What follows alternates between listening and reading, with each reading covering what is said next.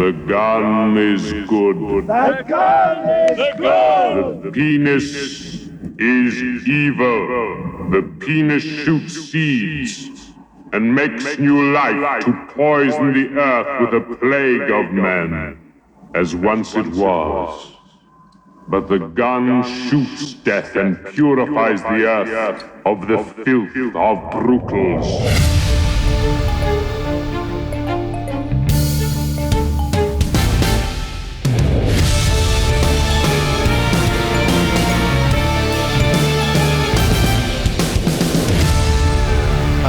Hello and welcome back to the first episode of Kill James Bond recorded in 2024. I am Alice Caldwell-Kelly. I am joined, as always, by my friends Abigail Thorne and Devon. Hello, gentle listener. How the hell are you doing? How are you? How are you sort of bearing up under the psychic assault of the 20 best seconds of Zardoz? Yeah, followed shortly in by every other 20 seconds of Zardoz. It's true. Yeah. A succession of 20-second moments where you think, sick. You're like, hell yeah. Yeah. So we've... Let's just like lay our cards down right at the start. Yeah, Zardoz rules. This movie rules. It's so good. I really liked it. This fucking ripped. Holy shit. Yeah, no, absolutely. Let me just be absolutely upfront about this. I believe that Zardoz is great. I had a great time. I believe this to be a good film. I'm glad I watched it. I enjoyed it. It would be so easy for us to do a kind of like nostalgia critic style, like, what the fuck? This movie's so weird. It's like trippy. Like, were they like smoking weed when they made this? Using drugs? Yeah, maybe they were. Yeah. Who gives a shit? It's a good film. I like it. They were. And harder, canonically. This was all in the director's commentary. Oh, you've heard the director's got fantastic. I have not heard it. I've heard of it, and I wanted to get to it before this episode, but I didn't have time. We'll talk about it. But the thing is, right, Zardoz has been on the docket for a long time for the obvious reason, which is, if you haven't seen it, you may have seen a picture from it, which is Sean Connery with a ponytail, a handlebar mustache, wearing a kind of like strappy red combat beach ensemble, holding a Webley Fosbury revolver. Yeah, like if the Borat Mankini was being used in like an amphibious assault. Yeah, so his fit in this is like, he's got some red above the knee riding boots. He does. Red Speedos, crossed red bandoliers, nothing else. He wears this for the entire movie. The whole movie. Very, very sort of like prominent dick bulge also. And you think, oh, that's funny, that's weird. It's interesting that Sean Connery did this like after Bond, after Diamonds Are Forever, right? What a fun little like additional bit of canon to Bond that like the guy did this. And it's in the same sort of space as Universal Soldier for Lazenby, right? Where it's like you get out of Bond, you do a weird one, and it's kind of funny, and we can all laugh about it. No, this is, I'm not going to say it's not a weird movie, right? But that it's trying to make points. It's trying to do something with this, and I engaged with it seriously rather than sarcastically, and of course, offering that level of sincerity to it. I really enjoyed it. Definitely. I think a lot of our movies, we've talked about that you don't have to watch them before you listen to the episode. I think if you have the opportunity to watch Zardoz before you listen to this, I would recommend it more than anything in the world. Yeah. Do some drugs. Going into that movie knowing what you're about to see next is going to ruin it for you. Yeah. The experience is just being like, what can this man put in front of me? Yeah. Yeah. I watched this movie stone cold sober, I have to say, and I still very much enjoyed it. Well, the thing is, right, this movie was like, it didn't do very well at the time. And I think part of the reason why is that there's a technological disparity, right? Because they had the drugs available to make this movie, but they lacked the crucial technology of watching it with 2 to 3 clouted up transsexuals, which is what I did. And having access to that technology really enhanced it. The transsexual Discord server makes Zardoz yes the cinema that I think it was always meant to be. Definitely. I think if this inspires you, we should do a screening. We actually should. It would be great fun. Genuinely, if this inspires you to do anything, it should be to institute a kind of clouted up transsexual movie night. I actually know somebody who does trans movie nights in London. We could do like a Zardoz screening. Yeah, okay. Offline this. We should 100% talk about this. Okay. So yeah. to set the scene ever so slightly. Yeah. This is back before the current media model of trapping promising young directors in the Marvel mines. Yes. At this time, the basic mode of the industry was you made one hit movie, you had carte blanche just to do fucking whatever you wanted. So John Boorman made the movie Deliverance, and it was fantastic. We remember with the down. Yep, fantastic. Yep. And it was so successful for his next movie, the studio gave him $1.5 million, and he did Zardoz. They gave him $1.5 million and were like, do whatever the fuck you want. This movie cost $1.5 million. $1.5 million. Is that it? Mm-hmm. Oh, What's that in today's money? Let me try and fix that. Give me a second here. $1.5 billion. I don't know. But the thing is, you can't go back, right? You can't go back to the 70s drugs. Like, you can't even get Quaaludes anymore. The weed is too good. The weed's too strong now. Yeah, basically. You wouldn't direct Zardoz. You would just want to have a little sit down. Yeah, this is the product of, like, and I'm not a drug person, so it's foolish for me to speculate about the precise intake of drugs that led to this movie being made. But I will say that a sine qua non for making this movie is the weakest, shittiest, most ditch weed in the world 100%. being smoked constantly. You want to all be on it. I just looked it up. $1.5 million in 1974 is $9.6 million today.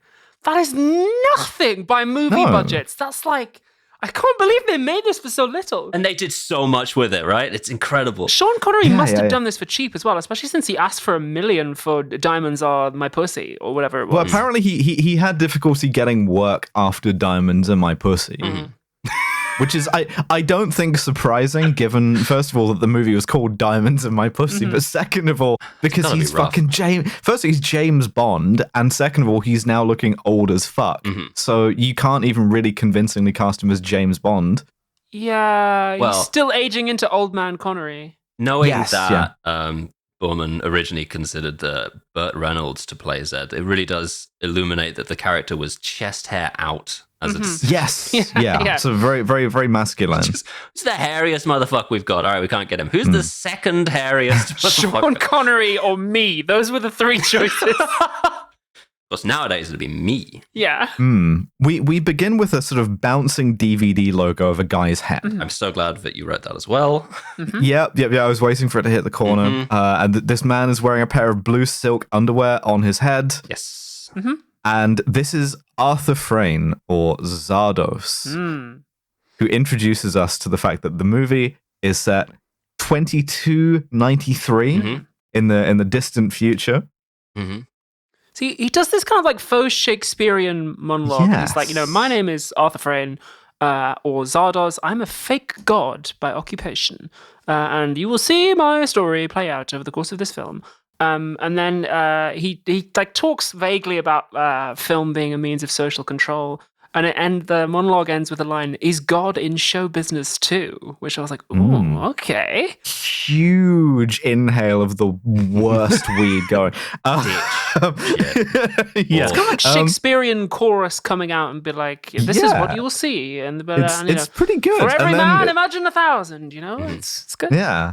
And then it drops a kind of like hair metal logo of the word Zardoz on screen. And we go to rural Ireland where all of this was filmed on the cheap. That's right. Where you were about to receive a message from the big giant head. And Big giant head arrives. My note says, huge fan of this fucking thing. I love the big giant head. We're 2293 and there are men riding in the kind of red mankini things and they're yelling, Zardoz! They're really excited, right? And this giant stone head, which kind of looks a bit like the moon from Majora's Mask, descends from the sky, and like this is their god. King of all cosmos as well. Yeah. And the big giant head plays them the message that I played you at the beginning. The gun is good, the penis is evil. Yeah. And then they sacrifice people to him. Yeah, it like vomits a shitload of guns out of the mouth at them. Yeah, fires guns out and goes, "Go kill! Just do some killing, lads." Yeah, and honestly, like first of all, this is one of a number of lines in the film which go insanely hard. And second of all, this is the moment where I realized, we're up to something here. We've got themes. We might even have like multiple themes. This is really cool. But apparently we surmise that Zardoz descends from the sky every now and again and gives these people the word of Zardoz. Like, this is their fucking god, right? They're on some deep green resistance shit that they're like, take guns, go out, kill everyone you find. Yeah, he's doing like penis Malthusianism, right? Where these guys, the exterminators, are controlling a population of brutals. I can't roll my brutals. I'll talk about the brutals later. But the thing about the brutals is that they're just like ordinary dudes. They're just like dressed normal style. Completely standard type guys. Like, Monty Python peasants. Yeah, normal. Yeah, exactly. And this is how they sort of like run their society. But as the big giant head is taking off, having been filled with grain and potatoes and shit. Because they also pay tribute to Zardoz. They give Zardoz grain and food and stuff, and they sacrifice people. And then we get some Beethoven as the big giant head flies back up into the clouds and flies away. We love Beethoven's Seventh Symphony, second movement. We're going to get that constantly throughout this whole fucking film. But inside the big giant head... It's very, very, very cheap to use, is the thing. Inside the big giant head, underneath a mound of grain, emerges... Sean Connery. Emerges gun first as well, I will say. The gun comes out and then his arm and then the rest of him. Very much. Yeah, he has smuggled himself aboard and he investigates the inside of this head, which is sort of largely lined with naked... mint condition women in the original packaging and everything. That's right. Women wearing a kind of like full body condom. Shrink wrapped. There's like people inside wrapped in plastic and they are alive. Yeah, and this is really funny because he's sort of like investigating one of them, and there is a woman who is trying really, really hard not to start laughing as Sean Connery with the chest hair out is like kind of like poking at her plastic bag. And that moment, independent of the rest of the movie is good. This bit is like pure biggest dickest sketch. And I just really treasure it because this poor woman having to like keep it together is absolutely heroic. And I just wanted to shout that out. Fantastic. Yes. So he hides as somebody walks past on the kind of he's on some stairs and like at the top of the head. Somebody walks past down below, and then this person like looks out of the mouth with his back to Sean Connery, and Sean Connery shoots him in the back. Yeah. And he turns around and it's Arthur, the guy from the opening. And he's like, "Why? You didn't have to shoot me. This is so pointless." And then he falls out of the thing. He goes, "Bro, why did you shoot me for?" Ooh, and then like floats out. Says, "You fool! Like I could have told you so much." And then he falls out of the mouth of the head and dies. And like the head kind of flies on, and then it lands. Yeah, it takes Sean Connery to an Irish farmhouse brackets weird. I fucking love this because this is all the context we've got. This is 2293. Sean Connery hasn't said a word yet. Nothing. No. Not a word yet. Yeah, and like the only thing like. All we have is his non-verbal acting to go off as like, this is weird to him. He's never seen anything like this. We're at this farmhouse. There's like horses, wagons. And it's all gun first too. Like he like opens doors with the gun. Yeah. He like, sort of gestures at things with the gun. He's like looking around. There's like seems to be a mill. He doesn't know what it is. It's like Commedia dell'arte. He's led by the gun. Like Yeah, it's amazing. There's like plants in plastic greenhouses and he goes inside and upstairs into what appears to be like Zardoz's study. Goon cave. Yeah. There's like, books and stuff and like ornaments around. There's a mural on the wall, which is like the ascent of man, like chimp, and then the kind of like guys like bigger and then chimp, man, podcaster. Yeah. Professor Chimp, man, podcaster, eternal. But there's an extra one on the end. There's an extra one on the end which says Eternals. And this is just kind of in the background. We're not told this. But what we surmise from this is that Zardoz is fucking fake. Yeah. He turns over a couple of books and he finds a ring, which operates kind of like Zardoz's iPhone. Yes. It shows him his shopping list, which because it's the future has like apples with a Z on it and stuff. That's right. But it's got like Siri inside it. There's like a voice that's just like these are the supplies for Vortex 4, and it's like just telling him shit. He's like got no idea what the fuck any of this means. And then this is where we get his first lines where he goes like, food, and it like projects an image of some food, and he goes meat, and it projects an image of some meat. He tries to grab it, and then he says, "Who lives here?" and it projects an image of Arthur, and he's like shocked because he's like, "No, you're dead." So we get this. He's like a fucking caveman. Like he doesn't know what the fuck any of this is, and it's genuinely very well acted. Yeah, genuinely. thing about Sean Connery is he's just not a bad actor, bad person, not a bad really actor. Good in his scene, and I'm completely on board. I'm like, yeah, man, who the fuck are you? What the fuck is any of this? He's just walking around this like wizard's dungeon. There's like fucking crystal shit on the walls. There's like the Aquarius signs and stuff, and he's just picking things up and looking at it and like breaking it in his hand and going, "Oh shit, I'm fucking trying to put it." And I went into a crystal shop one time to find tarot cards, and I acted basically exactly like this. Yeah. Correct response to crystals. So yeah, he pokes around some more. He sees a flower for the first time, and he's like, "What is this for?" And the ring tells him that this is decorative, and he's like, "Huh?" I like this a lot because the ring the ring just goes. He points at this thing and he goes, "What is this?" And the ring goes, "Flower." And he's like, "What for?" And it goes, "Decorative." And my note is like, does the ring have a personality, and it's attenuating the amount of information it gives to him? Because like it doesn't make any sense for the ring to just identify flowers and not the species. So it's like talking down to him actively. It literally is. As we find out, it is. Yeah. As we find out. But he sees some people and he hides, including a topless woman on a horse. There's a lot of tits in this movie. There are. It was There's an immense amount of tits in this movie. The 70s. You know, and the more I say that about this movie, the more I want to go back. I mean, there was. Can I say something? Please. Saltburn. I've heard a lot about Saltburn because there's Barry Keoghan's dick in it briefly, and I had a look for this, and it's like nothing. You barely see anything, and I've been getting cock teased about seeing actors' dicks for quite some time. And I've been watching a lot of 70s shit, and I can tell you, every single movie, no matter what, there is at least one pair of tits. And I want the 2020s and 2030s to be that, but for cock. We need to get to the point, no matter the genre, I got one hanging deep. That's what Game of Thrones was. Yeah, exactly. I have a slightly divergent opinion, right, which is cinema fell, right? Cinema stopped being good. That's right. We can all agree on this. Yeah, I can date this specifically. 1979, when they airbrushed Sigourney Weaver's pubic hair out of Alien. Did they? Right? You're so they right. Did. She had like massive pubes, and they like painstaking. They paid like a shitload of money to individually airbrush her pubes out of the fucking movie. Yeah. It's Wow. because of misogyny. Oh, because of misogyny. Because of misogyny. Now, Devastating. well, where was I going with this?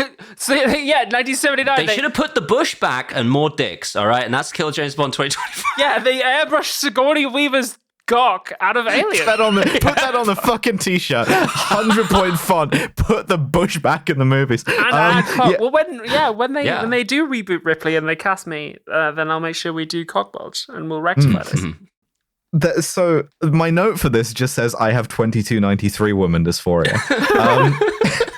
Because he sees a vision of a woman. And he points the gun at her, but she does like Professor X shit. Like we surmise that these people in this society have some kind of like psychic ability. So she disarms him, and then she's like, "Who the fuck are you? Where are you? Like, what are you doing here? How did you get? You're from out there, right? Beyond this like protected vortex of like hippie commune." Yeah, she calls him a brutal as well, which I think is interesting. That the class division he's grown up with, the one of brutals below exterminators, is not seen by the people above him who think they're all brutals. Interesting. And he's calling a cop a pleb. He says, "Oh, I guess I'm in the afterlife." Zardoz says, "When you die, if you're loyal to him, you are sent to the vortex, and there you live forever." And she's like, "So you think you're in the afterlife?" And he doesn't answer this. So they scan his mind to these two women who are May, the scientist who finds him, and Consuela, who is kind of our villain. Charlotte Rampling. Hello. Unfucking believable. The neck on this woman in some of these shots. Yeah, but so they look inside his mind, and what's inside his mind is what he's been doing as an exterminator, which is... Clues in the name. Yeah, pretty much. Sort of like hunting down and shooting and burning and raping. And this is this movie has a lot about rape in it, right? And I want to put that like up front now because we're going to have to talk about it a lot. It's like a key theme of the movie, and it doesn't necessarily handle it very well, but on the other hand, I am interested in the way that it tries. It doesn't say that it's good, so I guess Sean Connery's filmography is improving? Yeah, that's right. But yeah, no, they see his memories of raping a woman in the course of his like exterminating. And they're both sort of very troubled by this. Consuelo wants him to be destroyed. She's like, fucking kill this thing right now. They call him It. And they're like, kill it now. And they also talk about like how, like, what the fuck was Arthur doing in the Outlands? Yeah, they test this a bit and they find that what he's been doing, in part, is making the exterminators start enslaving the Brutals and making them start farming and planting corn and stuff. And this is where some of their food has been coming from. And again, in lines that go really hard, right? Consuelo kind of like questions this. The Outlands have to be controlled. I've always voted against forced farming. You eat the bread. And it's like, yeah, okay, shit. We're talking about complicity in extractive resource systems and colonialism then. Consuelo even says we shouldn't know how the outside world operates. Yes. She's like, we should kill him now. We don't. This is going to introduce like a discordant element into our community. Just get rid of him. But May is like, no, I want these images will pollute us. Yeah. Which is a familiar discourse. Yeah. You know? May wants to know how Sean Connery got there. So they play some of his memories for the entire community. This like hippie community. They get them all. The set design is so fucking good. It's really cool. I tend to think of the Vortex, and this will increase as we go on, as like a kind of woke house share. And I 100% have some notes to that. Well, it's interesting that everyone in the Vortex is white. Isn't it, though? Isn't it? I have a further note about this, which is serendipitous, which is that the Brutals and the extras playing the Brutals, all Irish travellers. And cast that way because Boorman, the director, like thought they looked like they were, you know, like working people. And I think sort of accidentally racializes the thing much more explicitly than he means to. Yeah. So they play some of his memories from the community, and some people are kind of repelled by this. Some people are curious or surprised. They're also we also surmise that Arthur was controlling the Outlands for this community kind of without much oversight, because people are like, what was he doing out there? None of the other ones wanted to like give a shit about the outside, so he was the only one doing it. Yeah, there's some more here too, because they're not just like shocked and surprised; they're also fascinated. And there's there is, particularly again by the rape, right? Yeah. And these are mostly women, or at least like let's say women, female presenting nipples. I don't know. There's a lot of femmes involved. Yeah, there are some male presenting nipples as well. The men in this community are very kind of feminized. Yeah, that's true. We'll talk about that some more later. But so yeah, people are like watching the footage of this rape, of this atrocity, and being kind of like allured and fascinated, and to an extent maybe aroused by it. There's a little bit of like Oryx and Crake stuff going on here too. So they said, Sean Connery, like, tell us about this. And he says, you know, my name is Zed. I was named Zed for Zardoz. I'm an exterminator. I kill brutals for Zardoz. I love the way they flee. I love the way they die. It is when I feel one with Zardoz. I took a woman in his name. Like, he's like a caveman, basically. Yeah. Or so he wants them to believe. Yeah. And one of the few men, in I love this man so this much. In the wokehouse share. Friend. Yes. Incredible Roman physiognomy on this guy. Like, with the aquiline nose. Yeah, he kind of like flirts with him in what he imagines is a kind of like patronizing way. He like drapes his arm around him as if to kind of like show off this monster. He calls him monster. And Zed licks his hand, right? Which is, first of all, I didn't know that Sean Connery had that kind of homoeroticism in him. I know. We could have pushed him so much further, couldn't we? Yeah. Yeah, I'm trying to lobby Sean Connery to get gayer. Second of all, this is like by far the horniest moment in a movie that includes an orgy. Yes. Like there's real like fucking allure in this. I really like Sean Connery's acting in this, because he's clear, even at this stage where he's like doing the caveman thing, it's clear that he is playing dumb. He doesn't say much. You could tell he's fucking thinking. It's really well acted that he is pretending to be dumber than he is. And they vote. The community votes. They vote on everything, we surmise. Oh, they by the way, just as an extra house share thing, they vote with their hands, and the cuntiest hand motions I've ever seen. It's I really need to cool. get in on this voting shit, because it seems like all of them just like do some shit, and they just like the voting has evolved to such a point in the society that they basically just all give their opinion, and then someone there does the like eyes roll back in their head and just presents like an average of everyone's Psychically opinions. tallies it, yeah. It's really it's like interesting. voting cool. by interpretive dance. Or like they vogue, and then you're right, Dev. Like somebody who is, it's really cool. Like somebody, the psychic lady who he saw Her name topless is on the horse, Avalo, presents this kind of like, this is the majority opinion, and so they vote to keep him alive for 3 weeks, to allow May to study him, and they give him a job. Right? They give him some menial labor. They keep him in a cage with the animals. They do, complete with some like animal noises in the background. And the job is he's like lifting and carrying for Friend. Yes. And Friend works in the statue graveyard from GoldenEye. Yes. Where he, there's Equilibrium, where he's like, yeah, check out all these old statues of like gods and queens and kings and shit. They all died of boredom. Friend is bored. Yeah. What there is like eternal life and luxury in the house share. Yes. He tries to explain the like setup of this. He's like, listen, we live forever, right? But we can age, and the aging is sentences that are passed down for our like misdemeanors and crimes. He's sort of like, he's harnessed Sean Connery into a kind of pony play setup at this point. And so Sean Connery is like dragging him on a cart. He's on like a litter. And he explains that like, this being a house share, there's no cops, there's no police, which Zed is sort of baffled by. And it's like, no, we mostly just do like call outs and house meetings. So we also see that one of the members of the community, and I really like the way this film shows rather than tells, that one of the members of the community is on trial for bad vibes. For bad vibes. Yeah, genuinely. He's there, and I'm guilty of emitting a negative aura in the 4th level. Yeah, Now, and he's like as you say, he's on trial for emitting the bad vibes and making people feel unsafe. And he's like, I'm not doing that. Actually, my vibes are good. He says, I am innocent of psychic violence. This is great. Which is another hard line. He says, if I thought bad things about our society, it is because they were constructive criticisms. And over the course of like these few scenes, we see that the members of the community are voting on what to be done with this guy.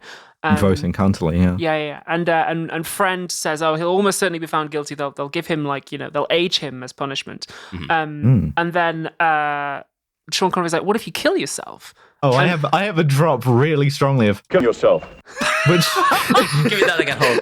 I was saving that, right? Kill yourself. Because I have determined the way to make the worst button in the history of drops. So just at random, this just selects at random. I can just hit a Come. I have come. Kill yourself. You have penetrated me. Kill yourself. You have penetrated me. Stop it. Thank you. Kill yourself. There's so much penetration in this fucking movie. We'll talk about that a little bit down the way when we finish setting up the society. Sean Connery says, what if you kill yourself? And Friend says, I have a couple of times, but if we do, the Tabernacle, which is their kind of AI computer that runs everything. Yeah, the Eternal Tabernacle. Just resurrects us, reconstructs us. And we actually saw earlier on that Arthur is dead and is being reconstructed as like an embryo inside a plastic bag. So they can't even fucking die, because if they do, they just get automatically brought back. That's right. So yeah, at this point, we have to see two groups of people. Yeah, the apathetics first, we'll talk about. These are the people who are so frustrated by the society and so overwhelmed by the society and realizing that they can't kill yourself, that they've just kind of ceased to exist internally. They just stand around. Yeah, they just stand around. It's like Friend offers one of the women to Zed, who like immediately like picks her up and like goes to rape her, as is his wont. And is disgusted and won't, because she can't not consent. Like she's just kind of a sex doll.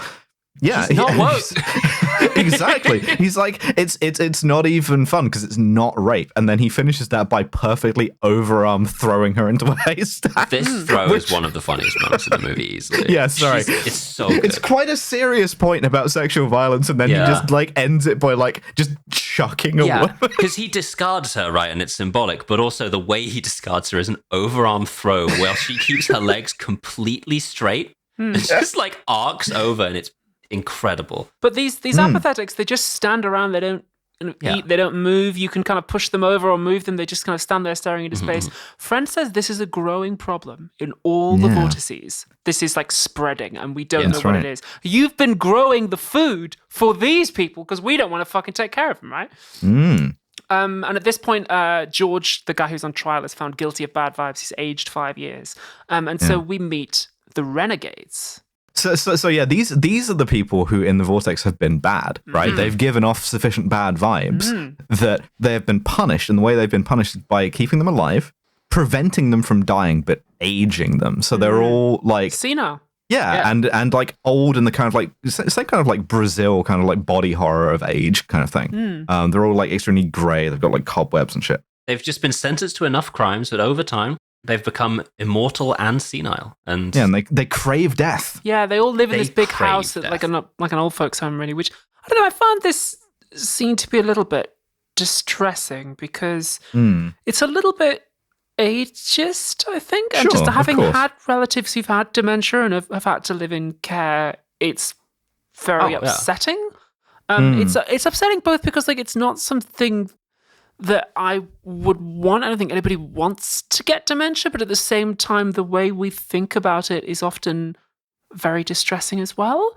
Oh, 100%. Yeah, I've been thinking about like disability and aging in that way. Yeah, I think we often view it as having you lose something, and it's like, well, I don't know. It's a different way of thinking and a different way of being. But to view people who have dementia as like essentially broken or pitiable, or like you are essentially kind of like less of a person. I remember somebody in my family had dementia and then died after a long time, and someone else said, oh, well, she was basically dead already. And I think that's just, that kind of attitude really opens the door to elder abuse. Oh, 100%. And it's the attitude that's in this movie. Like, these people explicitly want Sean Connery to like go through that old folks home, like the Canadian healthcare system. Fuck me to pieces. And the other thing is, like, no one in this society is old and not senile. Like, this is every old person in the society. Like, senility is just one-to-one, like, associated with aging. So Consuela is kind of like testing him as well at this point. So having established what the society is and that it's decaying, then we have to find out that they do not fuck. Yeah, right? Then we get the porn scene. Yes! Where they're like, tell us 3 anti-racist things you've done before you can join them. Do you think of yourself as an exterminator when you masturbate? So what she does is she like puts him in front of a big screen, and this she's is like a classroom setting, right? Yeah.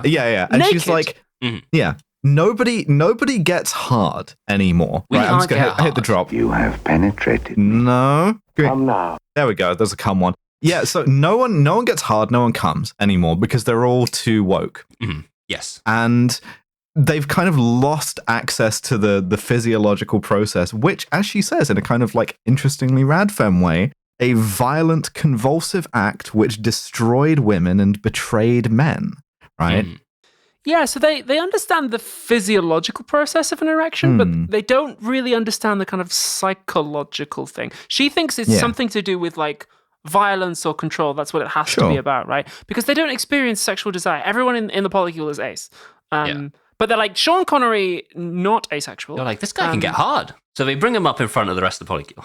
Yeah, they bring him up, and then they're like, let's make this guy hard. Yeah, and they show him some like sensitive, ethically made pornography. They all stare at his cock and they go, all right, show him some porn. They legitimately do show him some sensitive, ethically made pornography. And it gets nothing from him. It's like very soft lighting and lots of like emotional plot lines. Well, so like, I really want to zoom in on this figuratively. Please. Because she talks about like, we're going to like erotically stimulate him and measure his brainwaves and see what makes his dick hard. And it's really interesting that the stuff that they show him is erotic in the Susan Sontag sense. And they've kind of misunderstood what eroticism is, because the two things they show him are soapy tits and two women covered in mud. And like Susan Sontag says, the essence of eroticism is palpability. And that's why things like latex, water, mud, and bubbles, like, because they give you a powerful feeling of what it would be like to touch that surface, right? And so they have a kind of like very literal-minded understanding of what eroticism is. And so that's the stuff that they show him. I just think it's perhaps fortuitous or perhaps like very, very clever that they chose to use this specific pornography to show him, but it has no effect. It has no effect. Yeah, genuine. But what does have an effect? Just show him a bunch of femboys. Yeah, they didn't know how to... It's all straight. It's just like tits and like women like writhing around in the mud. They didn't know that they had to show him a free-use twink. But they didn't. True. They've lost that technology in the future. They hadn't invented hentai in the vortex. Yeah. You show this man with the rose, you'd be like, that guy looks familiar.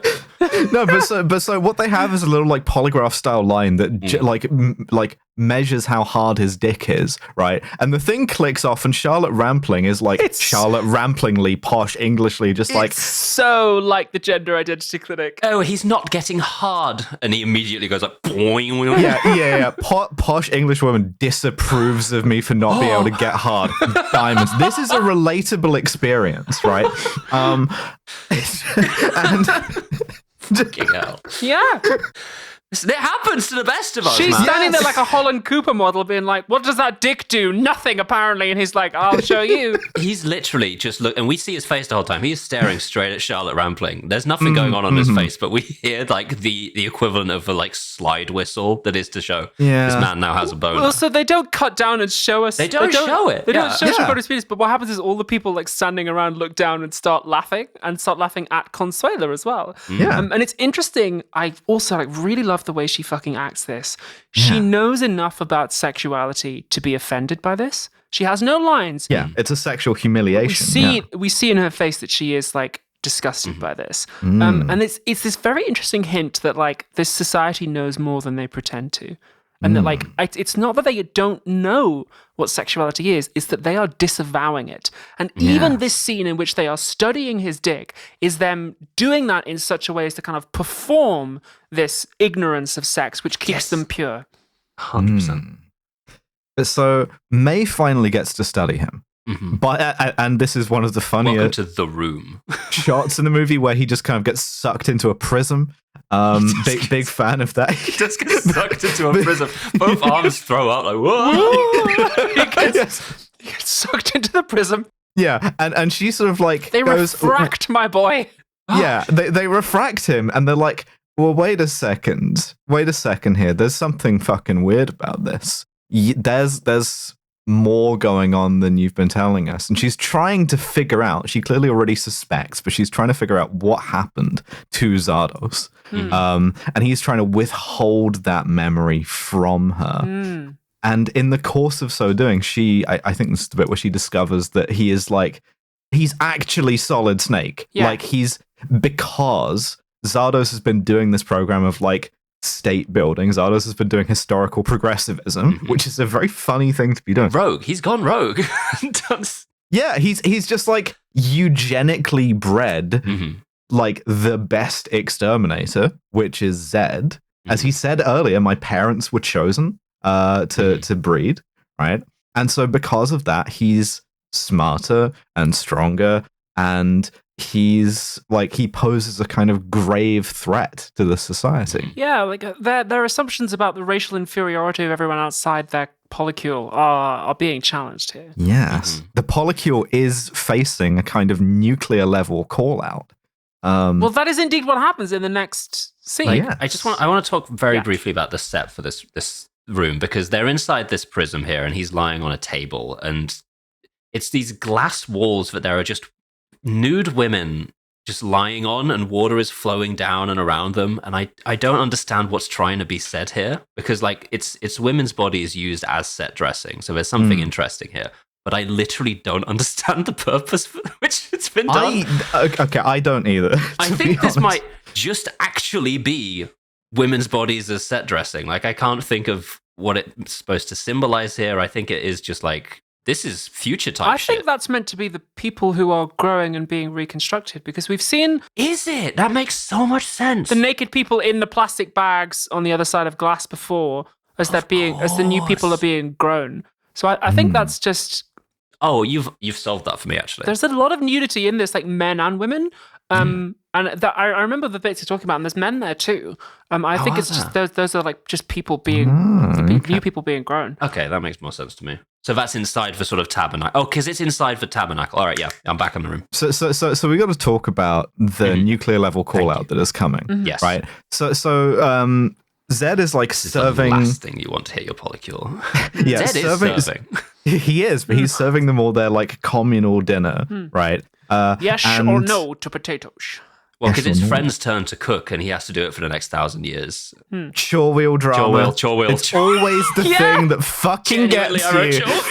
Because they're telling him that it's not fair for him to make Zed cook. Yeah, like it's your turn to cook. You can't make the brutal do it. Yeah, exactly. And he's like, "This is bullshit. I hate AFABs." He literally like he does say this. He says I hate all women because like there's like serious discord in the polycule in the like house chat at this point. Apathetics, like there are societally things are happening that cannot be ignored any further, but everyone wants to ignore them except Friend, and he gets the brunt of their psychic powers. Yes, and what they do is they subject him to the twink death penalty. Well, they mind meld all together. They do what they call meditating at the second level, which they sort of stand up and they wiggle their fingers and they all speak with one mind. This is very funny to watch. This is one of the sillier bits visually. This is what would kill you if you were on any sort of hallucinogen. This is at the 54-minute mark. It would kill anyone. Clip of that would help you to do the kind of like nostalgia critic review of like, this is a silly movie. It is okay. So since we brought up this bit, this is silly, but this is where I've written. This is kind of like drama school. I wrote this down too. I said it looked like a drama school exercise. It's my very words that I wrote down. This film is a little bit silly, and it is a little bit at times like something you'd see drama school students do. It actually reminded me most of my drama school master's piece that I made, in that it's like a little bit goofy, made on a shoestring budget, but it is sincere. And it's like, okay, if you want to show a room full of people joining in one mind and then expelling one person psychically, how would you actually do that with no budget? How else would you do it other than they wiggle their fingers, and you get a bunch of actors, and they completely fucking commit to it. And like, okay, it's a little bit goofy, but I think in an age where we're obsessed with calling things cringe and like refusing to engage with things, I really respect the hell out of them for doing this. And I like this scene. I thought it was good. It was effective. Yeah. So Friend does not suffer twink death easily, right? He's like, I will not get in the sort of like accountability process with you. Yeah, he's a renegade. He's gone renegade. I won't let you fucking wiggle your fingers at me. Yeah. And they age him up. They age him out of twinkdom. You know. They put him in the old folks' home with the other renegades. They do. Connery goes to see him, and they all try and kill him for a bit. They all want to die. This man has the gift of death. Another hard line. Unfucking believable. When Zed goes to the old guys, it's not a room. It's more like it's like a gazebo, right? Like it's the old guys' cotillion, right? They're all in this room. They've got the banners and stuff. He goes in there. He's like, "Does anyone know where Friend is?" And Friend has this wonderful fucking like prosthetic makeup where he's got one half of his face is old. Like his eyebrows get bushier as they go across him. It's really, really good. And he's acting the fuck out of us at this point. He's pulled all of his like cheese seals out. He's been in the drama exercise and he's just going for it now. And he sets the old people on Zed horde mode style. This is a fucking scene in a movie that you can watch. You can just do it. It's so good. So I don't know if I fully believe this, right? But one of the people I was watching this with interpreted this scene differently from me and said they thought this was kind of like turning the lens of rape on him, right? Because they're all surrounding him. They all want him, but what they want him for is death, right? Like, this guy can die. Yeah, exactly. Exactly. So I don't know if I buy that necessarily, but I think it's an interesting way of thinking about it. That is interesting. And yeah, he is like surrounded by them. He has to fight them off. I've written we used to make movies. Well, he also even meets the founder of their society. Yes. Who is senile, paralyzed renegade. And they're like, how do we shut the society down? Like, none of us could die. We need to end this. It's fucked. but like nobody can remember even how to stop the wheels turning in this society. And so the founder of that society says, go and talk to May. Yeah. The founder of that society, by the way, a guy called George Sadin, played by Bosco Hogan. And I really want to highlight the name Bosco Hogan. Yeah. Also, really hard line where he shames all of them. He says, "Fight for death if that's what you want." So he goes to see May, and she... Yeah, and May throws a sheet over him because there's no budget, right? Cool. And all right. Yeah. I'm on board. I'm Zardoz pilled. This is good. Yeah, I she like brings it. him into a cocoon with him. Fuck it, that's what happens. Yeah. It's good. Who am I to say this is goofy? When I was in drama school, I lived in the woods for a week and forgot what cars were. Okay, I can't fault them for this. Yeah, you Jason Bourne'd yourself. I remember. Yeah. Yeah, Abby actually comes from The Village situation. So they sort of mind meld, right? And he finally like either lets her see or she forces it out of him that he has killed Zardoz. And as she says, you murdered your own god by mistake, which is fucking insanely hard. So he reveals that, like, for years I was an exterminator. I killed for Zardoz. That was enough, he says. But one day we were killing. Started making us do this woke farming shit. Well, yeah. Also, like, it was weird. He made us take slaves and farm. We thought that was weird because we're meant to be hunters, not farmers. But okay. He says, one day I found a guy in a library, and I tried to kill him, but he disappeared. So it's like a post-apocalyptic British library, by the way. He showed me a book, and Zed learned to read. Yeah, and he said, like an ABC's thing. I read everything in the library. I learned about the history of the world that came before. And she eventually forces it out of him. She's like, what was the first book he showed you? What was the book? It's like the last book he gets to. It's like the last one. Yeah, bit, I didn't know this. I didn't see this coming. This is such a fucking good reveal. I want to stop you right now. Watch the fucking movie. Watch the movie. Pause it. Yeah, seriously, watch it.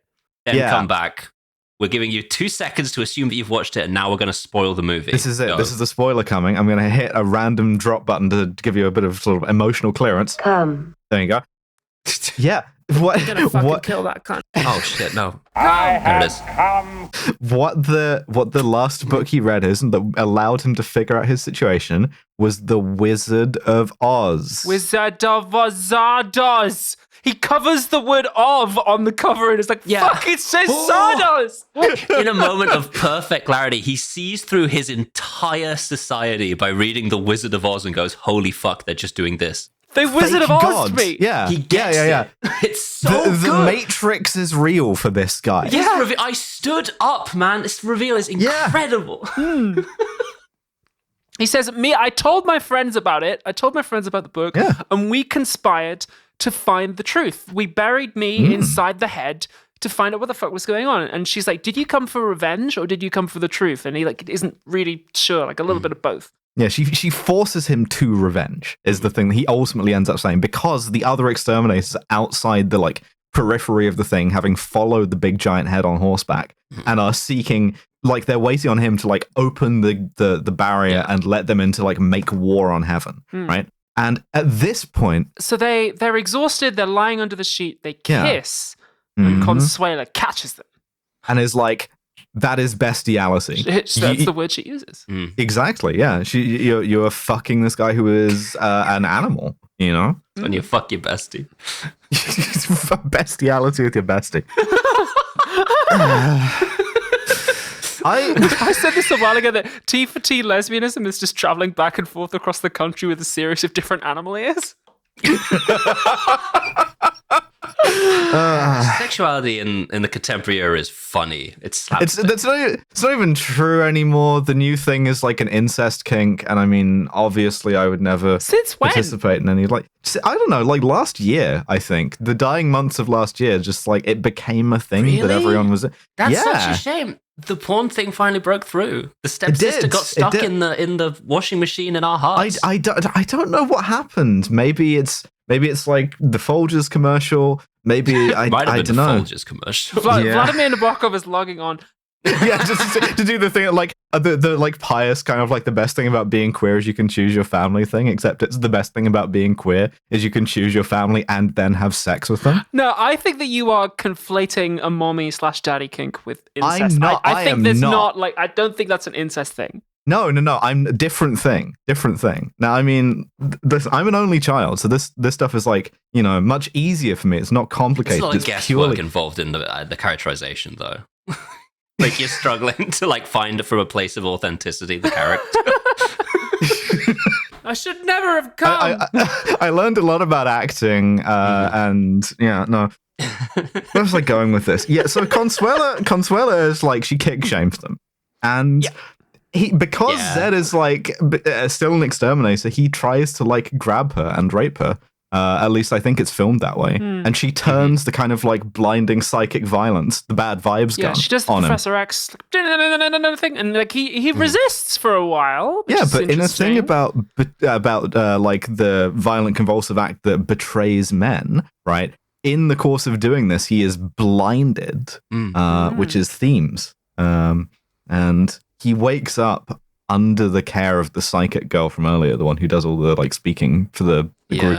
Named Avalo. She like heals him and she gives him the kind of the Neo speech, right? She does this all titties out, of course. Yeah, of course. Which is to say, you are the one, I think he's literally the one, who is gonna like destroy our society and free us from this like self-imposed prison. She shows him a vision of how their society began. She said, the earth was like falling into ruin, a great time of darkness was coming, and so we, the rich, the powerful, and the clever, shut ourselves away and became immortal.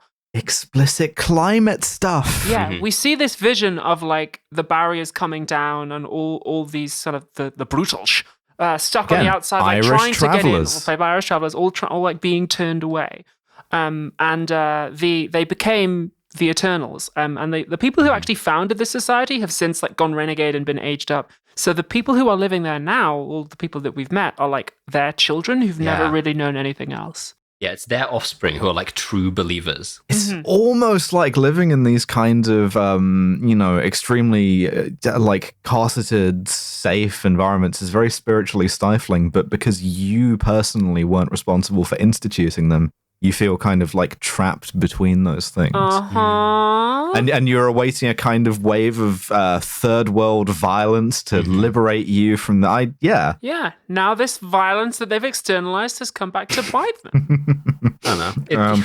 It's come back to Biden.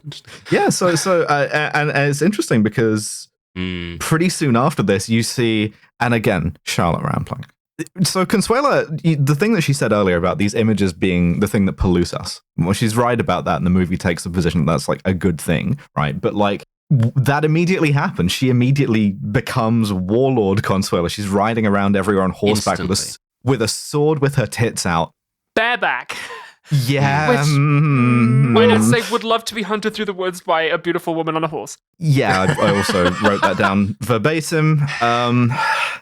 But she's like, right, we're gonna. She leads the Eternals to find Sean Connery, like find him, attack him. He hides with the apathetics, and they like the Eternals they've gone fucking feral at this point. Yeah, they're like, fight ye not dragons, or you become a dragon yourself. Yeah, and they start burning shit down.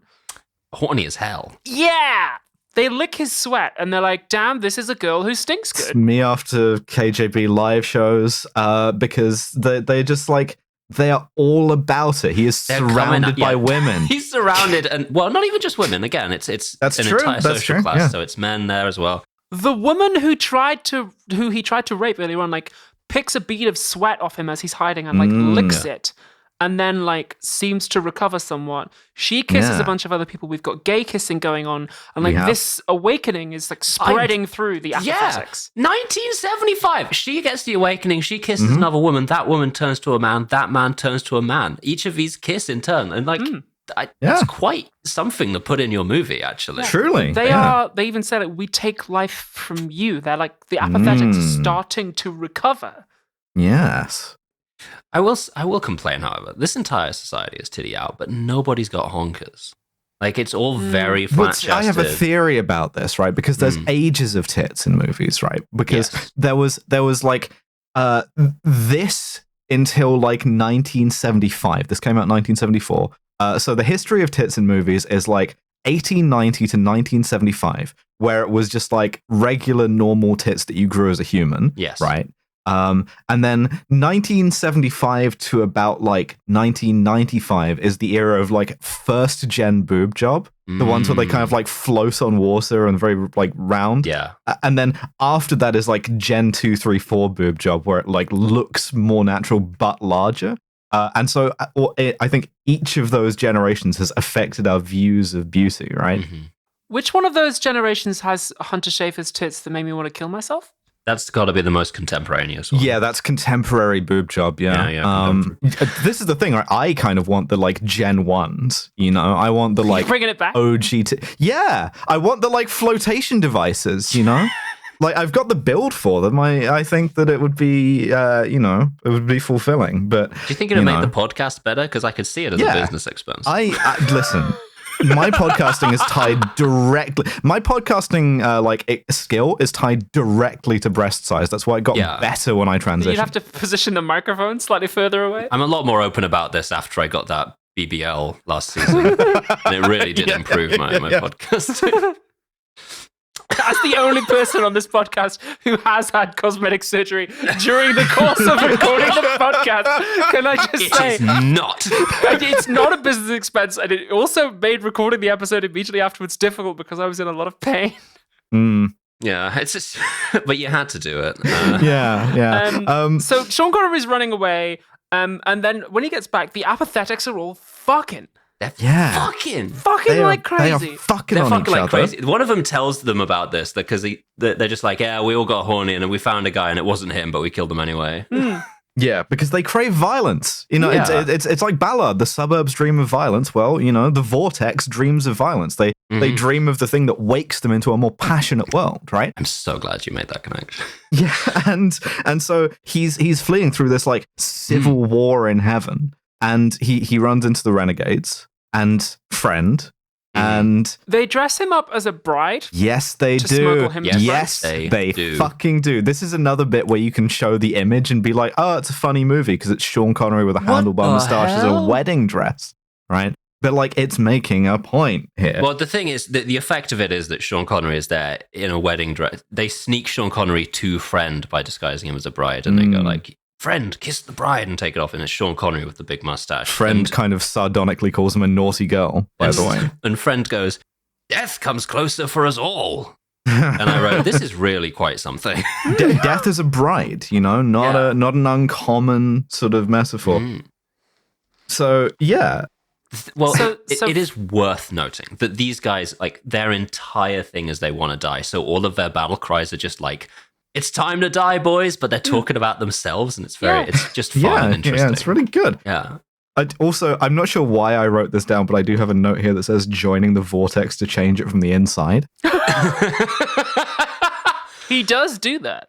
Oh no, it's because May says, "Why not join us?" That's why. May says, "Don't destroy us." Friend is like, because they go and meet May, and Friend is like, "We got to tear this whole thing down." And May's like, "No, don't tear it down. No, join us." Like, fuck me and all of my girls.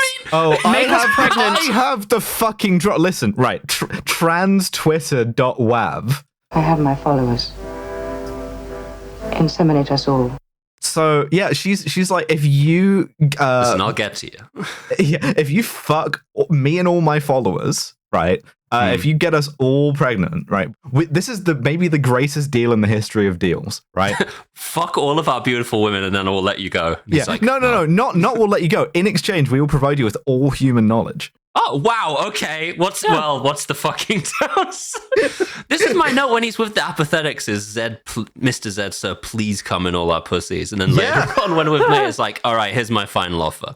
Come in all our pussies. In exchange, all human knowledge. We'll give you all human knowledge if you do this. And he's like, which he does. He fucks her, right? And we get a kind of trippy like projection orgy scene where all human knowledge is explained to him. Now, granted, all human knowledge is also pretty Eurocentric, but I will note that he does understand Marxism here. Yes, they do include Marxism. They explain dialectics, and he achieves the fantasy of every university student on a politics course, which is to perfectly understand Marxism without having read anything because you fucked the right girl. That's what happened to me. What's going on with me right now? That's what happened to all of us. So with this knowledge, right? This scene has a lot of like stuff being projected onto hot naked bodies. It's cool. It does. Yeah, it's cool. It's sick. At this point, I'm completely inured to seeing like the form at this point. They're having to go harder in order to like actually get any sort of rise out of me. Yeah. Then we get this incredible exchange where friend, this is just like casually dropped. They find out, oh yeah, by the way, the Vortex is a spaceship. It was designed to go to the stars. And Sean Connery was like, did you go? And friend is like, yeah, there's nothing there. Yeah, he's like, yeah, we tried that. It's shit. They sealed themselves away. This is it like anticipates the like end of history stuff. It's so good. To be like, yeah, we completed civilization. We filled out the last little bit of the tech tree, which is go to space. There is nothing in space. There's nothing in space. There's no new culture being produced. There's no new anything. There is just a sort of like absence of any new thing to be invented. All of everything is on Earth. The Vortex was supposed to be a kind of scientific commune where we'd study everything forever and then we'd be kind of like super knowledgeable. And then we did, but there's nothing worth knowing because without living a fucking human life, knowledge isn't worth anything. And in fact, friend even has the line, knowledge is not enough. It's so good. It's so fucking good. Something to think about whenever anyone tries to tell you that AI will allow you to lead a sort of like laborless, frictionless life.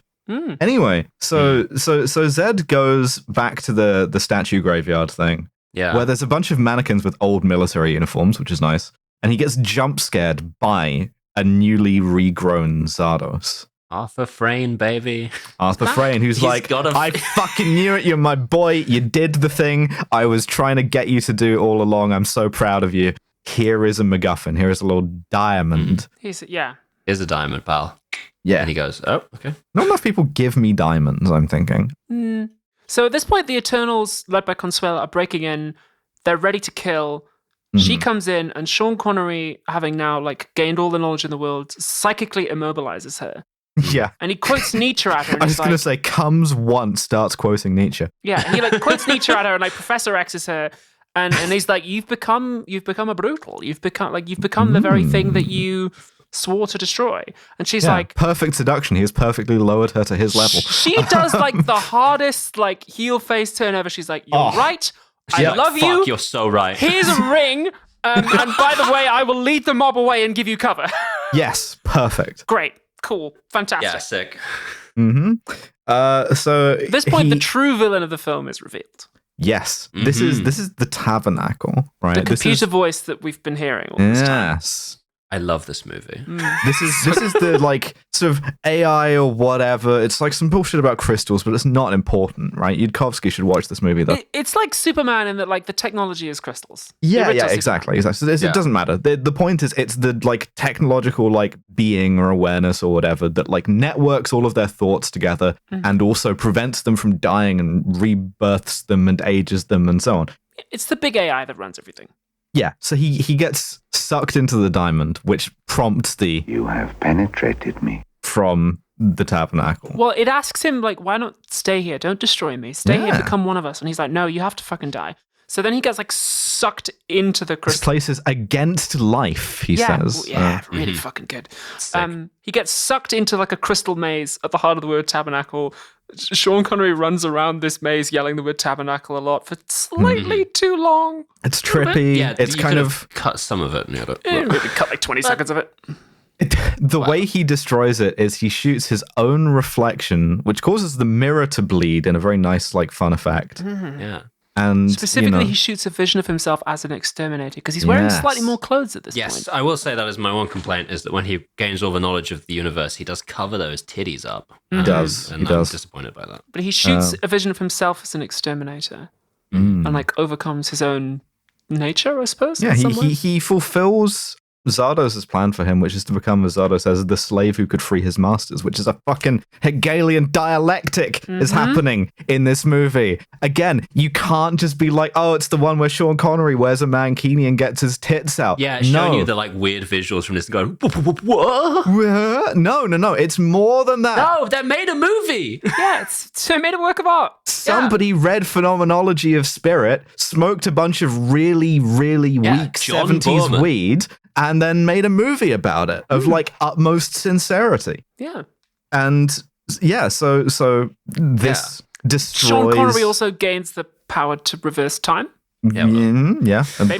He like destroys the barrier between the vortex and the Outlands. So of course his fellow exterminators storm in and fucking exterminate people who are yearning for death. They want to die. Yeah, it's great. It's like how you'd end a movie with a shootout in the era, but instead of a shootout, it's like a mercy killing, right? Because all of the guys there are like, we can die finally, and then they're just like, let's do it. Bring it on, baby. And you can see that the exterminators who are busy exterminating are fucking baffled. They're like confused, but they're doing it. Where is our boy? Why are all these women with their tits out telling me to kill them? I will, but exactly. The founder of their society says, we challenge the natural order. The vortex is an offense against nature, and he dies, and that's why they find out they're mortal now. The big Zardoz head falls out of the sky. Connery sends May and all of her followers who are now pregnant out into the world. Yep, repopulate the Earth, and then he leaves in the opposite direction with Charlotte Rampling. So first, a couple of things happen. Arthur says, I engineered all this. Yeah. I wanted to bring an end to the society. This is all my master plan. And I even bred you to do it. And Zed has this interesting line where he says, I have gazed into the one who bred you. So he maybe implies that the tabernacle itself engineered this, or that this was somehow inevitable, which, again, Hegelian. And I will say this, Arthur has fantastic positive mental attitude about that, because he just looks at Friend and goes, damn, I got used too. And Friend goes, we all did. And they just like shrug and then keep walking. That's a bit I really like. That feels Shakespearean too to me. That kind of like all's well that ends well kind of farce, you know? It's be like, well, you know, we poor players, you know. It's the perfect halfway, because they all die and they all get married. So it's exactly halfway between Absolutely. Holy shit, you're right. Yeah, it's someone also really liked Shakespeare. We get a montage of Zed and Consuela. They live inside the giant head.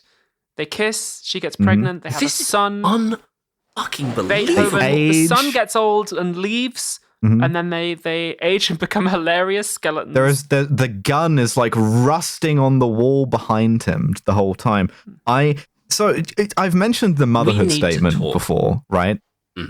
This is that, right? Literally, in the most literal sense of like, you know, new birth and like motherhood is the thing that will restore normalcy and save the world and sort of take us back from this like thing that got too speculative and we got too scared of, right? And the thing is, when I mentioned that before, I use it as a criticism of science fiction, speculative fiction as a genre, right? But like, it can be a little bit limiting, but it's still interesting, right? It's still like, it doesn't preclude it being interesting art, great art, whatever. And I think this is the motherhood statement, like as a convention of the form, done very well, right? Yes. To be like, they fucking made it too weird with technology, and now we had to like get it back to normal. Is still like, in this film, it's done with a degree of sort of like invention that I think is, you know, it's so weird and alienating deliberately in the service of making these points that I don't resent it, right? Yeah. I don't know. I'm thinking about the whole ending sequence, and I really want to just like, because the whole way through this sequence, everything I'm saying, they're going to be blasting Beethoven 7th over the top of it. Like they get as much out of this as you can physically get out of it. The immortals are getting massacred. They want to get killed. Yeah, they do. You've got your fucking exterminators are coming in. They're shooting everyone. They're confused about it. They're yelling out for Zed. They're like, Zed, where are you? Zed, where are you? And it cuts in on all of the faces of the like people that we've been with this whole time who are now dead. It's soft focus. They're all lying in like flower beds, dead as the day. You got it. Hard cuts across to Sean Connery and Charlotte Rampling. Charlotte Rampling is pregnant. She's giving birth.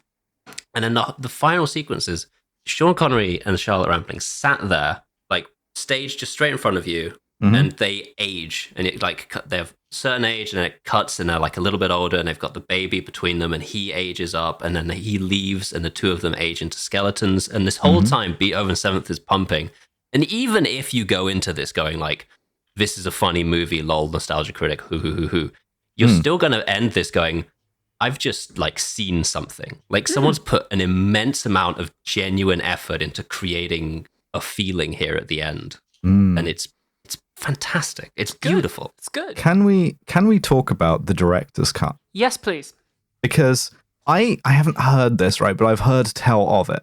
And the thing about the director's cut, it really makes me quite sad to hear about, which is that, as I understand it, John Boorman, the director, is quite sort of like, I don't know, he's sort of like quite dismissive, quite sort of like self-deprecating about this film. Embarrassed, perhaps? Yeah, he kind of jokes about like, oh, we were doing a lot of drugs when we made this. You can fast forward through this scene if you want. And it's like, well, hold on. I think you're being like too unkind to yourself, right? Because this is a movie that like, okay, it's not Citizen Kane, right? It's maybe not even a great movie exactly, but I think it's a good movie. I think most of all, it's an inventive movie. Yeah. That is trying to sort of like explore some themes interestingly. And I think it's trying to do that in a way that is like basically impossible in like a movie that got us distribution this wide at the time now. And yeah, no, I'm sort of like, I'm very glad I saw it. I enjoyed it a lot. Me too. Yeah. And they I made think a work of art. And like, truly. Doing that it doesn't always come out perfect. And sometimes it comes out weird and unfocused, but a little bit silly sometimes, but yeah, better than just product. Absolutely.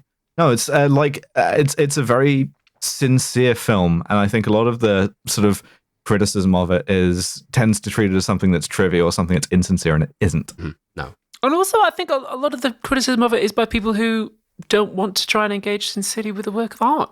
Yeah. It's like, well, the people they want to remember it so you don't have to. I'm too cool to be moved. I'm too cool to be impressed, or to try and approach this as if it's trying to tell me something or make me feel something because I'm so like cynical and clever and cool. And it's like, I think you actually cut yourself off by doing that. Like, this is a work of art. Engage with it on that level. It's got really, really interesting things to say about violence, about masculinity, about death. It is very like a play in that, like, things can be other things, and like a lot of the effects are done just with like actors committing to something in like a body. And yeah, sometimes you have to be like, okay, this is what they're trying to symbolize, and you have to kind of like actively go with it. It doesn't just spoon feed you. And I joked a little bit about the vortex being the AFAB house share earlier, and I think there is space for an interesting and not so sarcastic exploration of like gender and gendering in this movie. Yeah, because Zed is kind of like exaggeratedly masculine. I mean, great casting to get Sean Connery. Yeah, truly. And the ways in which the vortex is kind of like feminized or degendered, and the sort of difference between those two things. Consider also the last time we saw Sean Connery as an actor perform a scene in which he tried to rape a woman on a haystack was Goldfinger. Sure, yeah. It's kind of interesting that probably he didn't mean to do this, or like they probably didn't do this consciously, but it's very interesting that we have that scene where he goes to rape that woman on the haystack and isn't into it because she's not fighting back. The thing about rape in this movie specifically is I think it makes some interesting points. Like I mentioned a bit about kind of like the people of the vortex who are like completely, this is something that's foreign to them and something exotic and something arousing and titillating and entertaining is something that really interests me. On the other hand, I do think that's kind of its weakest point thematically besides aging, I think it's one of those things where it's trying very hard to explore some ideas in like an experimental, progressive way, right? And I think that aging and sexual assault are the two things where the kind of like it snaps back to the 70s a little bit, and I think the kind of feminism which this film is kind of like steeped in or like aware of is very much of the 70s too. I think it has an attempt to explore gender dynamics that is ultimately it transcends successfully, but is still like originating from second wave feminism of the 70s, and this idea that like men are inherently like intrinsically more violent and so on. I would be really, really interested to see a modern remake of this. I was done seriously. I would really like to see that. By a woman. Yes, definitely. By a trans woman. By us.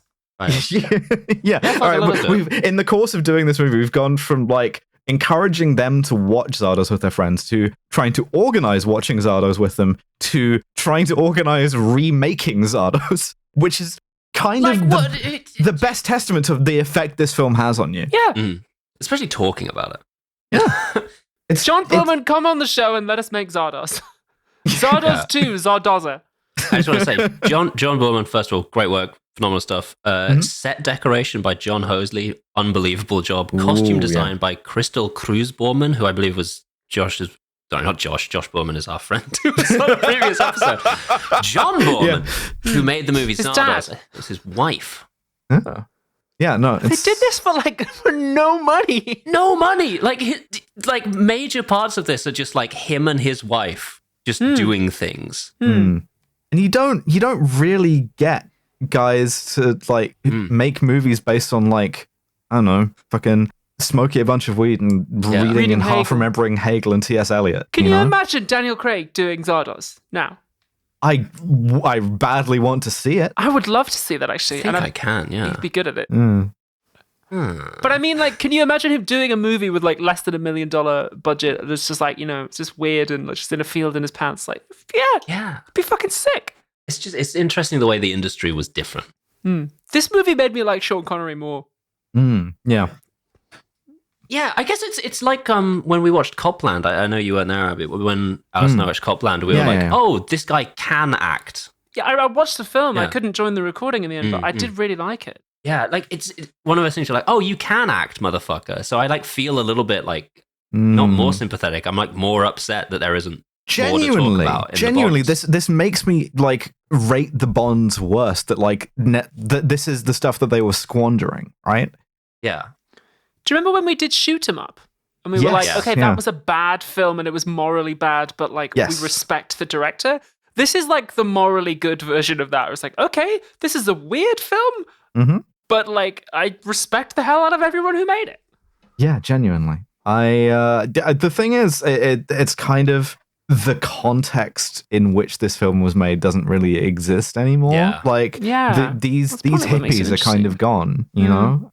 And as a time capsule, as a work of art from 70s kind of hippie or hippie adjacent art people, this is really, really interesting to interrogate. And it makes me want to sort of like, let us do the remake. Yeah, let's do the remake. All right. Well, this is great Zardoz. pick, I mean, great pick. Fantastic. I knew we would do this eventually, but I had no preconceptions about it, and I'm so glad that we did it. I picked this because the Hogs voted it on the. They wanted it so badly, and it ended up going up against Cars 2 in the rematch, and it went out very, very early. And I decided out of respect to put it on there. I did not even think it was going to be this good. I thought it'd be like, nostalgia critic, haha. Yeah. But this rocks. Like I had such a genuinely good time watching this movie. Yeah, and you can kind of have it both ways because I also have the button that is just the nostalgia critic drops. Kill yourself.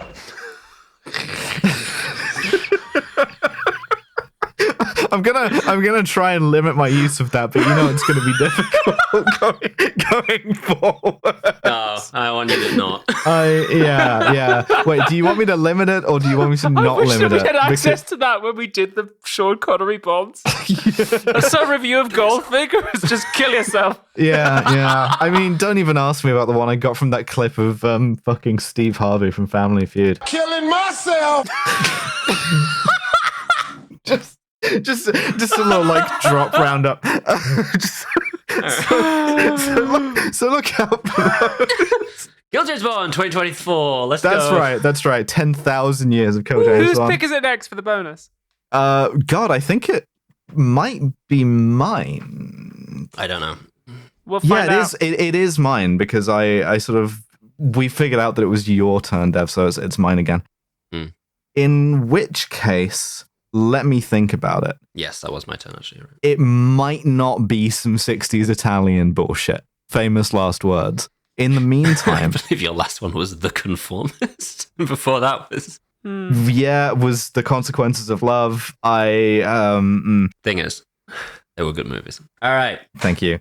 Thank you so much for listening. Thank you so much for subscribing to the Patreon. We will be back. The one that comes out after this on the main feed is going to be Red Dragon, right? Not that one. Not that one.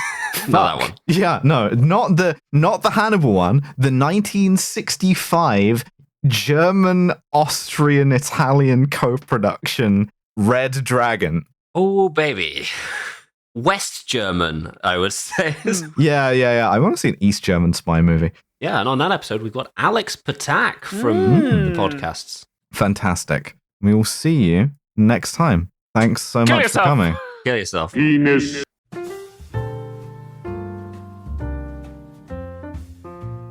Thank you for listening to yet another episode of Kill James Bond.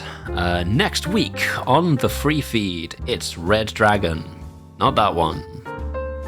Worse than you could possibly imagine. But we've got Alex Patak, so it's a fun little chat, even if the movie is not that good. And the next bonus episode is, we've given Alice the reins back again, so you better believe it is the French new wave drama film Vive sa vie. Thank you so much for being a patron of our show, and special thanks, of course, to our £15 and above patrons, and those are... Quickly now, because there's a lot of names. Space, North Pole, Lobion's Daughter, Candy Fox, Freya Aloysius, Gustavo Lira, Little May B, Jack Holmes, Mike Berg, Hannah Oberhart, Nick Boris, Power Dad, Nata Mori, Jason Hager, George Rohat, Kentucky Fried Commie, Drone Lover, Yarek, Melody Gonzalez, Dr. Nose Osher Inspector, Nice, Labor Delenda Est, Callan Burney, Jay Martindale, Trip, Library Hitman, Max Game and Heart. I know it's not Game and Heart, I just say it every time because it's funny to me.